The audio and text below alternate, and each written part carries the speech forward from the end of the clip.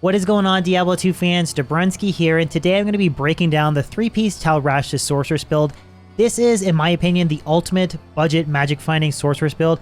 It is sort of a follow-up to last week's video. That video was the ultimate magic finding lighting Sorceress build, and you guys seemed to enjoy it. It was a pretty popular video, but a lot of the comments sort of suggested about the parody of having to farm endless hours to make a character that you can magic find with. You guys sort of wanted a more easy to achieve and realistic magic finding Sorceress build, so that's why I decided to make today's video. Like all my previous build videos, timestamps will be in the description below, so if you guys want to bounce back and forth between specific highlighted segments of the video, they're there for you guys to use, so please take advantage of them. And also a quick reminder for those that don't know, I do stream twice a week on Twitch. Got the link for my Twitch channel in the description below, twitch/Dabrunski125, so any follows over there on that platform, if you guys enjoy this content, would be very much appreciated. But guys, I really hope you enjoy this video. Let's jump in. You're too late.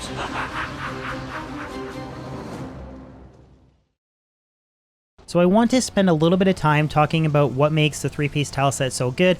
And the first key point is that it is relatively easy to achieve. The body armor and the amulet are going to be the two hardest pieces to collect, but it's significantly easier to get those through trading and gear farming than, say, like making Infinity or Griffins like I did in the previous MF Lightning Sorceress build that I released last week. The second major key point is that the combination of these three items with something like Shaco or an Oculus or Death's Fathom gives you a ton of magic find. You can easily achieve anywhere of 400 plus MF and even into the range of nearly 700 with some very, very top tier gear. So it makes it a very effective magic finding character that is relatively easy to make early on at the start of a ladder. And the third and final point is gear versatility. You can shoot for different FCR breakpoints like the 63 or the 105 FCR breakpoint. You can use an Isted Fathom or you can use an Isted Oculus. There's just a lot of room for different variations depending on how you want to set up your build. There's not really a lot of other builds in Diablo 2 that work very well with budget gear or phenomenally well with endgame gear and that can be tweaked and changed all the way through. It's just a very versatile and effective magic finding character. So for the attribute distribution, I went with my standard Max Vita softcore setup. The emphasis is focusing on magic finding.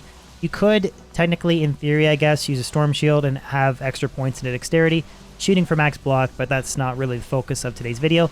So for strength, I have enough to equip my gear, which is 156, nothing into dexterity, nothing in energy, and then I have my remaining points put into vitality. So a total of 462 stat points are invested into vitality, or 1,288 life prior to battle orders, and then I have 600 mana prior to battle orders as well. My res split is not the best. I have 48 fire, 44 cold, 75 lightning, and 63 poison. I really just use this build for farming the ancient tunnels, and I guess early on farming Mephisto. So the emphasis is just trying to prioritize magic finding and then not having like horrible res, but not completely capped.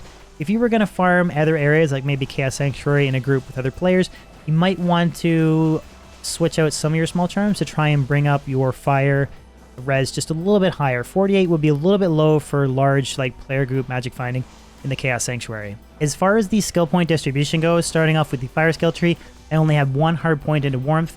You don't really need anything else from this tree, so anything besides one point into that skill is really just a waste in my opinion. But warmth is really good for a passive mana recovery bonus. And then for lightning, everything is sort of your standard meta.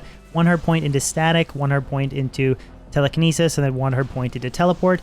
Static is not too useful when you don't have an Infinity Mercenary, which I do not have for this build video. Again, trying to focus on a more budget setup. But one hard point is not bad. You can use it to kind of take out cold immunes or bring them down to half health and then let your mercenary finish them off as you're farming, you know, specific dedicated MF areas like the ancient tunnels. And then the last skill tree is of course the cold skill tree where the majority of the skill points are invested. I have one hard point into frozen armor, and then I have enough hard points with my plus skill gear to have 17 into cold mastery. That gives me exactly minus 100 cold res. If you want to, you can go a little bit higher than that, but if you're just trying to focus on farming the ancient tunnels, anything over 100 is kind of a waste because the monsters inherently have 0 cold res, except for the zombies or the embalmed. They have 33, so they make up a third of the monsters in the ancient tunnels. So I would argue that it makes more sense to just go to minus 100, as everything besides the embalmed have 0 cold res, so they're going to be at the lowest they can possibly go to minus 100. Anything more than that is kind of a waste. If you're farming Mephisto, you can put extra points into Cold Mastery because he has 75 cold res, so you could, in theory, go all the way up to minus 175 to bring him down to exactly minus 100. But for the rest of the skill points, I just have 100 point into Frost Nova, and then I completely maxed out Blizzard and all of its synergies. So this damage setup has 6,732 to 7,050 Blizzard damage. And then after all of those synergies are maxed, I put my remaining points into Frozen Orb, and the only reason I did that is because Frozen Orb is an extra damage synergy for Ice Blast. So for the gear check for this build, I tried to emphasize a priority of being relatively budget and then stacking a lot of percent MF, so the focus wasn't damage. And there's a couple gear slot choices here that you might be like, well, that's a little bit kind of out of my range of what I think I can achieve or trade for on ladder. Well, I will talk about a couple different more sort of budget-friendly substitutes. Starting off with the weapon here, though. Isted Death Fathom, I mean, Sorceress skills, Cold Res, Lightning Res, and MF, just a great solid weapon. It gives you a huge damage boost. You could absolutely replace this with an Isted Aussie. It's actually 50% more MF if you use an Isted Aussie. You're just going to lose some damage, but it's a very common to find substitute for Death Fathom. Then the 3-piece towel set here, I'm using the belt, the body armor, and the amulet, so a lot of plus life, mana, lightning res, sorcerer skills. And then you can definitely put a perfect topaz. You don't have to use an Istrune. I just went Istrune for style points. But the two hardest pieces to collect here are probably going to be the amulet and the body armor. For the helmet, again, I have an Isted Shaco. You could absolutely use a perfect topaz Shaco. It's not a problem. For the shield here, I have a 35 FCR Spirit. Again, for the FHR, 2 skills, everything that's great about Spirit. I have 2 30 MF Nagel Rings, and then a 40 MF Chance Cards. Again, very common to find items, just stacking MF. And then I have Ethereal Sandstorm Treks, so you can definitely use regular Treks. You don't have to use Eth Treks. The reason why I'm using these is for that 49% Poison Res. It's so that I don't have 0 Poison Res when I'm farming the Ancient Tunnels. The Embalm can be super annoying to deal with the poison damage if you have like 20 poison res, so this is just a nice way to get around that. You could definitely use War Traps for more MF, but this setup here is 601 MF, so if you think about if you have 50 Travs and then use an Isted Aussie, that's an extra 100 MF. You could get up to 701. I think it's a little bit overkill, anything past 600. Again, that's up to you, I'll let you make that decision. And then on the offhand, I have a CTA and a Spirit for Battle Orders, Battle Command, just the passive buff.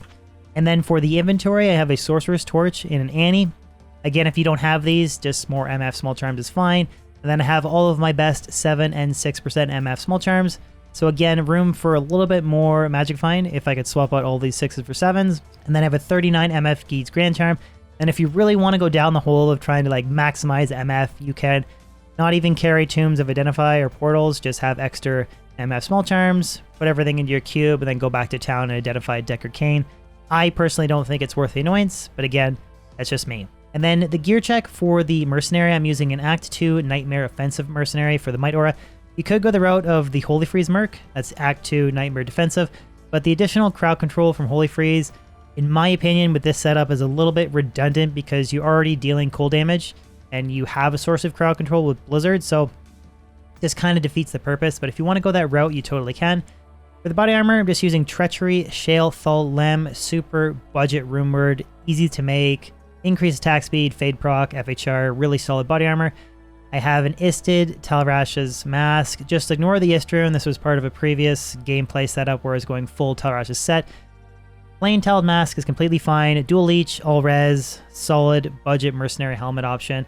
And then for the weapon, I have Insight and Ethereal Thresher. This isn't even that good of a roll. Non-Eth Thresher is fine if you can't roll Ethereal right off the bat. The Meditation Ore is really nice for mana recovery.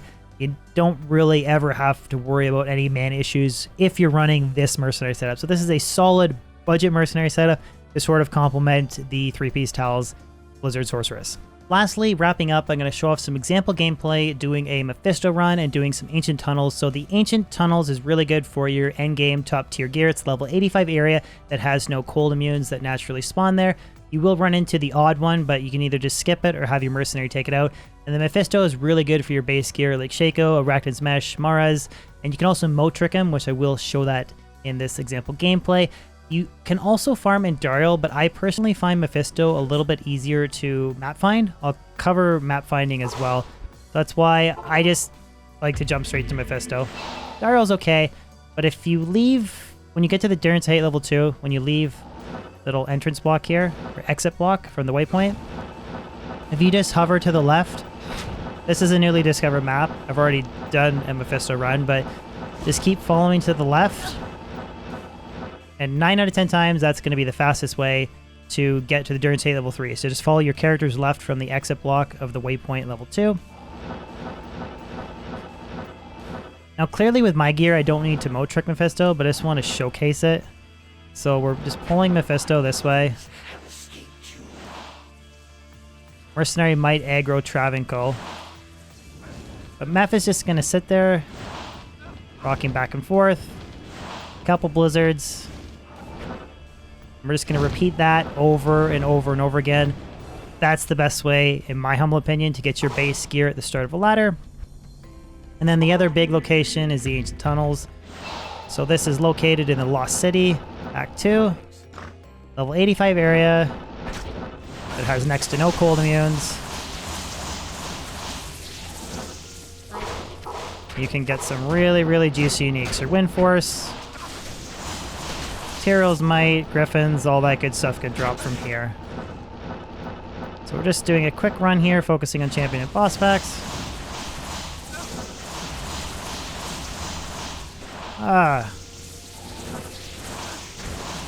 Back here.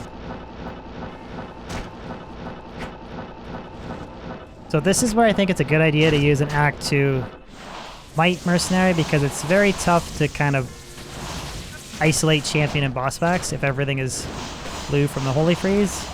And again, I think it's a little bit redundant to have additional crowd control.